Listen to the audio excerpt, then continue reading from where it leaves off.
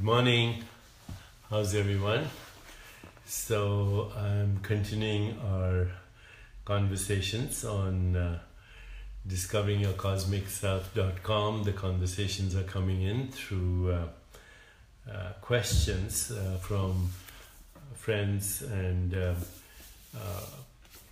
who are reading this book. You are the universe, discovering your cosmic self and why it matters.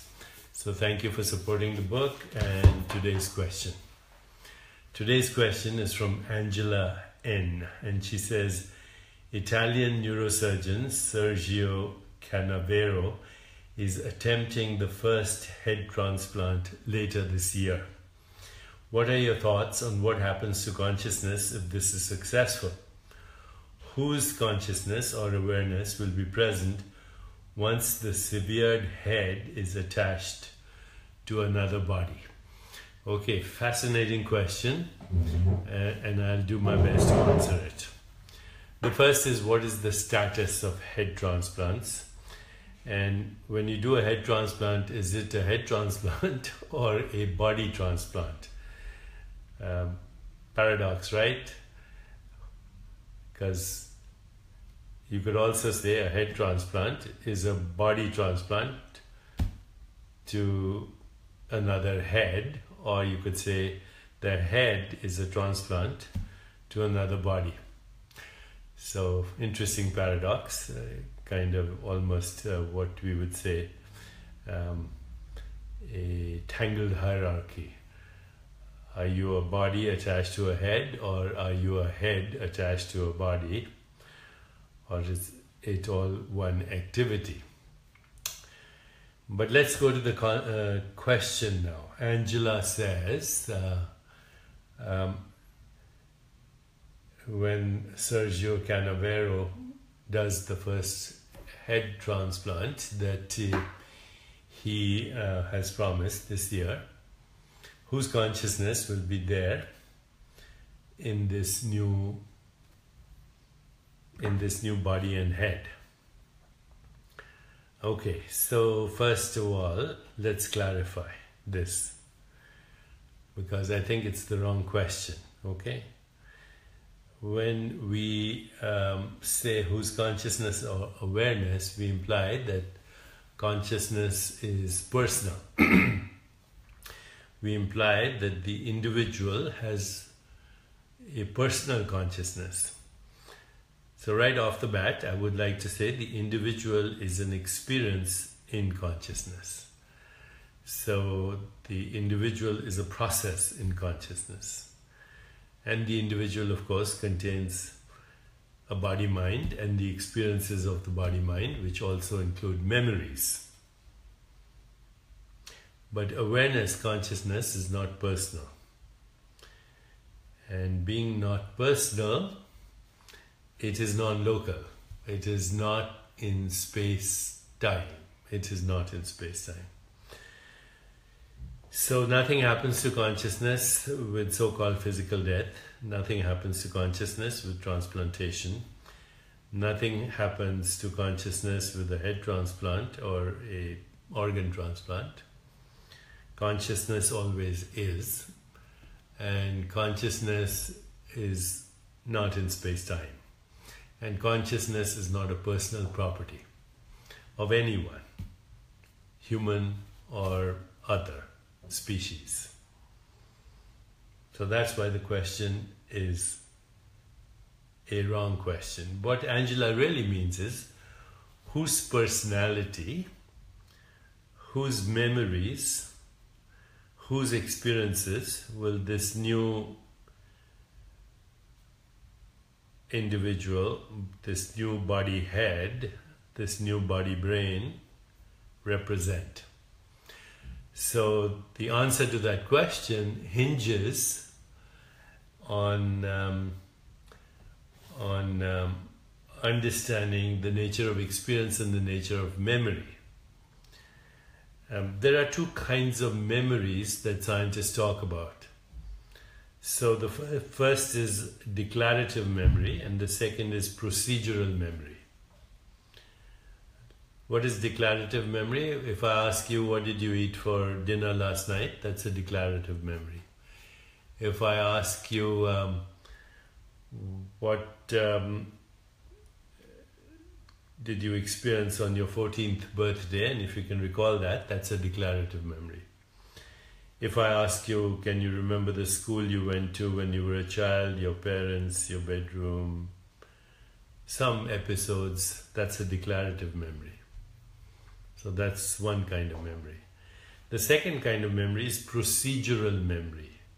So when you learned to ride a bike and you now have the memory of how to ride a bike, then of course that's a procedural memory. You learned to ice skate, that's a procedural memory. Or you learned any task, swimming, that's a procedural memory. I could go on and on, but you understand the difference between procedure. Sheila, Joy, 9 others shared your video. Thank you, Sheila. Thank you, everyone who's expanding our understanding of consciousness.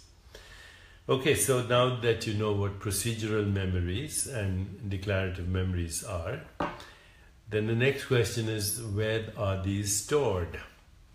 And you know, scientists, mainstream scientists, some of whom will call me a pseudoscientist, would say they're stored in your memory. They're stored in your brain. Okay, there are other people that say we have cellular memories. So, of course, that raises another conundrum. When you learn to skate, ice skate or swim as a 12-year-old, and maybe you didn't swim for 20 years, and then you went into a pool and you swam again, you have a new body at the age of 20 than you had at the age of 12 when you learned how to swim. And in the intervening time, you didn't swim. In the intervening time, you didn't skate or ride a bike or whatever, but you can still do it. And every molecule, every atom, every cell has been replaced now. So the new body has a memory of the old body. The 20-year-old body has the memory of a 10-year-old body, even though that procedure, skating, swimming, whatever, has not been expressed or has not been done in the last 12 years. The new body has the procedural memories of the old body. But the new body, or the brain, you can say, if you want, has the declarative memories also of the old brain, old body, because every molecule, every atom has been replaced. So where are memories stored? Again, mainstream scientists will say in the brain, in the body, both brain and body. But when you ask them, can you give us a scientific understanding of the cellular basis of memory, the chemical traces of memory, then the answer is, we don't know. We don't know. This is a big problem for physicalists, for materialists. Where are memories stored? So this is my take, and the take of non-dualists is, first of all, everything is consciousness. The body is consciousness, the brain is consciousness, the mind is consciousness, the memory is consciousness, even this watch is consciousness, and this bangle is consciousness, these glasses are consciousness. They're modified forms of awareness because there is only seeing, hearing, touching, tasting, smell. There are only these experiences, and these experiences are then memories, and the experiences are modified forms of consciousness. There's no form that can be imagined in the absence of seeing, even in imagination. There's no sound waiting to be heard. Hearing and sound are synonymous. There's no texture, taste, or smell waiting out there to be experienced. The experiences are modified forms of consciousness. So is the brain, and so is the head, and so is the body. So now we are taking a modified form of consciousness, transplanting it to another body, another modified form of consciousness. Whose personality and memories will that represent? And my answer is probably the memories will be those of the person whose head was transplanted, because the head is the modified form of consciousness that was expressing at least memories of experience through the senses. So all our 5 senses localize. Consciousness localizes as experiences as the 5 senses, and then the feelings and emotions thereof and the interpretations thereof, which we call thoughts. Now, of these 5 senses, 4 are located in the head: seeing, hearing, tasting, smelling. So these modifications of consciousness localize as experience here. But there's one that localizes everywhere, mostly here, and that we call texture, touch. But it also localizes everywhere else, wherever there is skin. And in fact, the skin and the brain originate from the same layer, the neuroectoderm. So I would say the transplanted head would have basically a personality shaped by the experiences, and most of these experiences would represent the experiences of the head, but some would represent the experiences of that which we call the body. So it would be a mishmash. It would be a mishmash, but mostly representing the experiences of consciousness as it localized itself through that which we call the head, or that which we call the brain. Remembering always that the brain, the head, the body, in fact everything that we can name or describe, is a mode of knowing and experience in consciousness, and a human mode of knowing to which we have given constructs. In the deeper reality, head, brain, body, mind, and objects are human constructs, and that they're not fundamental reality, but constructs created in human consciousness based on experiences in human consciousness, and ultimately there's only consciousness modifying itself as experience. So the answer to Angela's question is there would be memories represented by the head, which are sound, touch, sight, taste, and smell, and their interpretations. And then the rest of the body would be representing the memories of the transplanted body, but also because the rest of the body includes the head, it could also be a mishmash. Now, of course, I'm watching this, all your feedback, and people are saying, is this ethical? And I don't think it is. Number 2, is it possible? Well, the people have attempted head transplants in animals, and no animal has lived more than a few hours after the head transplant.